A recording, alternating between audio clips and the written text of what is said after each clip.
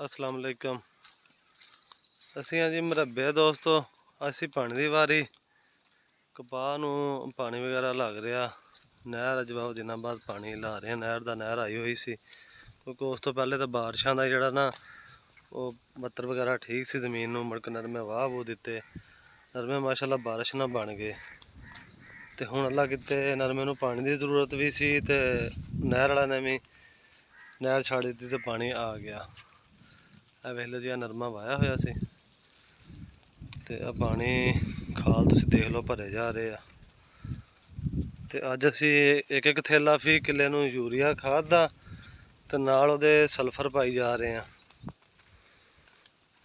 ते फी किले नूं एक थैला यूरिया और 2 किलो सल्फर ये हर किले नूं नाल फ्लड करी आने। ते नरमे की फसल माशाअल्लाह सोहनी खड़ी है जी, अलहमदुलिल्लाह। तो जोड़े दोस्त भरा साडे चैनल ते नवे आ दोस्तों, साडे चैनल नूं सबसक्राइब करो तो वीडियो नूं लाइक करा करो। तो थानू इदां दे जिमीदार ते मतलब इदां दी वीडियो इंशाअल्लाह मिलदियां रहणगियां। आ वेख लो जी, आ सल्फर आ, सल्फर नाल पा रहे हैं। तो अगर पिछे खाद वगैरह पई है तो ये नाल फ्लड करी जाने। ते आ वेख लो नरमा माशाअल्लाह, वेख लो माशाअल्लाह सोहना खड़ा जी इस टाइम, अल्लाह का शुक्र है।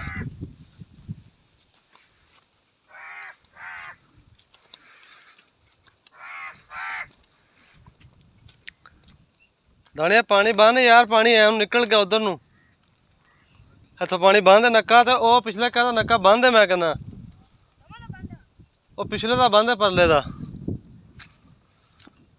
बच्चा जी मरब्बे फिरदा ते अब्बे की हैल्प करांदा, अब्बू का खाद चक्कन गया। होर है नहीं, परले का बंद है एक दफा।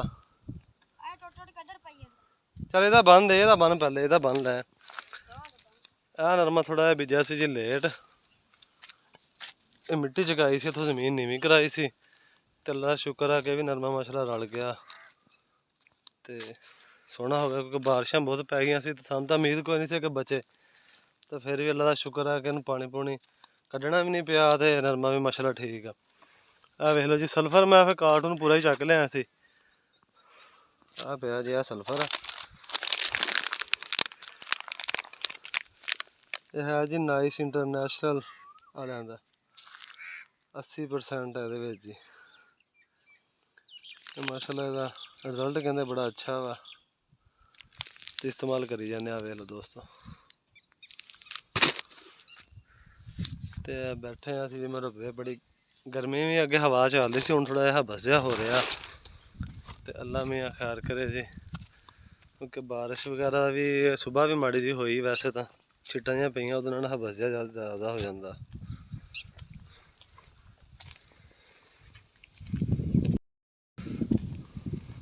देख लो जी, बच्चा झग्गा ला के फिरदा वा, गर्मी आ, नाल नक्का नुक्का बन लेंदा वा ते नाले डुबकी ला लेंदा वा। ये मुस्तकबिल दा किसान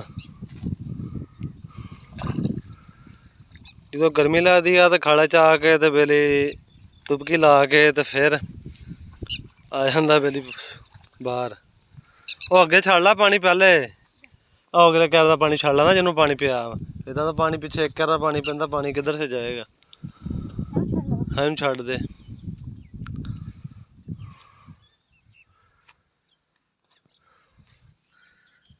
इनू क्या सी बड़ा पढ़ लै, ये कहना नहीं पढ़ना ना, वो कम औखा वा,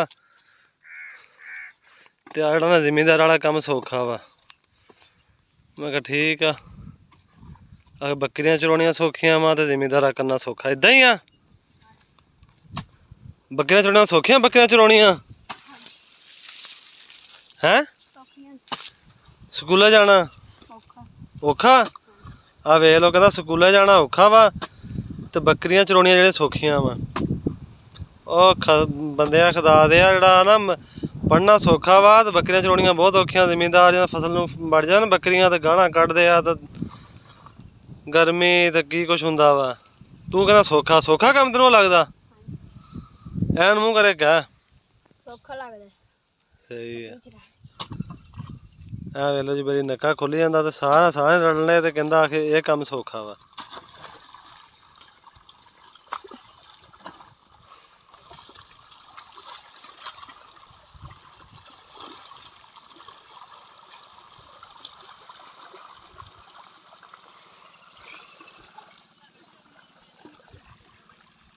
ਇਹ ਵੇਖ ਲਓ ਜੀ ਨਰਮੇ ਦੀ ਆਪਣੀ ਫਸਲ ਤੇ ਇਹ ਆਪਣਾ ਮੁਸਤਕਬਲ ਦਾ ਕਿਸਾਨ।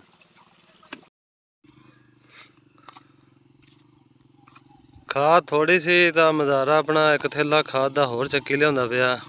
ਮੈਂ ਕਿਹਾ ਇੱਕ ਥੈਲਾ ਹੋਰ ਲਾਇਆ ਤਾਂ ਹੁਣ ਸਾਰਿਆਂ ਨੂੰ ਪੈ ਜਾਵੇ, ਬਾਅਦ ਚ ਖੋਰਨੀ ਨਾ ਪਵੇ, ਕੇਰਨੀ ਨਾ ਪਏਗੀ, ਹੁਣ ਨਾਲ ਲੱਗਦੇ ਪੈ ਜਾਏਗੀ। ਉਹ ਬਸ ਕਰ ਖਾਲੇ ਚ ਵੜਨਾ ਲੈ ਲਿਆ ਦਾਦਾ ਬਣਾ ਉਹ ਕੈਰਨ ਨੂੰ ਪਾਣੀ ਛੱਡ ਦਿੱਤਾ ਉਹਨੂੰ। ਇੱਧਰ ਵੀ ਆ ਜਾਏਗਾ, ਇਹਨੂੰ ਵੀ ਛੱਡ ਦਿੰਦੇ ਆ। ਥੈਲਾ ਇੱਥੇ ਹੀ ਖੋਲ ਲੈ ਭਾਵਾਂ, ਥੈਲਾ ਆਪਾਂ ਨੂੰ ਸਿੱਟ ਲੈਣਾ ਸੀ ਪਹਿਲੇ। ਚੱਲ ਆ ਕੂਲਰ ਸ਼ੂਲਰ ਲਾ ਲਾ ਤੇ ਮੁੜ ਕੇ ਪਾਣੀ ਛੱਡ। ਥੈਲਾ ਖੋਲ ਤੇ ਇੱਥੇ ਅੱਧੀ ਅੱਧੀ ਕਰ ਲੈਂਦੇ ਆ। ਆ ਧਾੜ ਵਾਲੇ ਦਾ ਬੰਨ ਤਾਂ ਉਹਦੇ ਨੂੰ ਬੰਨ ਟੁੱਟਦਾ ਸੀ। ਇਹ ਤਿੰਨ ਥਾਂ ਹੀ ਥੈਲਾ ਕਰ ਲਾ ਚਾਚਾ ਜਿਹੜਾ।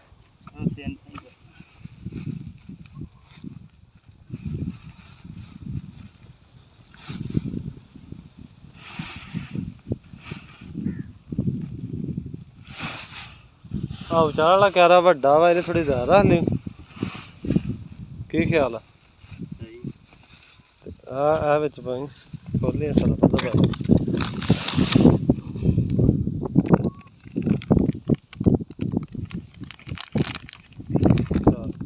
ਮੇਰੇ ਸਲਾਹ ਇਸ ਕਿੱਲੇ ਨੂੰ 3 ਪਾਵਾਂਗੇ, ਤਿੰਨ ਪੈਕਟ ਪਾ ਦਾਂਗੇ। ਆਹ ਦੇਖ ਲਓ ਜੀ ਸਲਫਰ ਅਸੀਂ ਵਿੱਚ ਕਰ ਦਿੱਤਾ ਮਿਕਸ ਖਾਦ ਦੇ। ਚਾ ਤੂੰ ਉਹਦੇ ਕਰ ਤਾਂ ਮੈਂ ਇਹਨੂੰ ਟੋਕਰੇ ਵਿੱਚ ਰੱਖ ਕੇ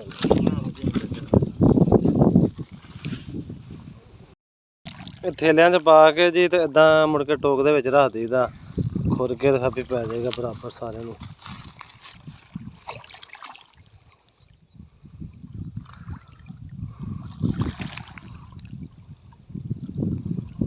ਆ ਦੇਖ ਲਓ ਉਹ ਸਲਫਰ ਵੀ ਜਾ ਰਿਹਾ ਨਾਲ ਖੁਰ ਕੇ ਤੇ ਨਾਲ ਯੂਰੀਆ ਖਾਦ ਵੀ।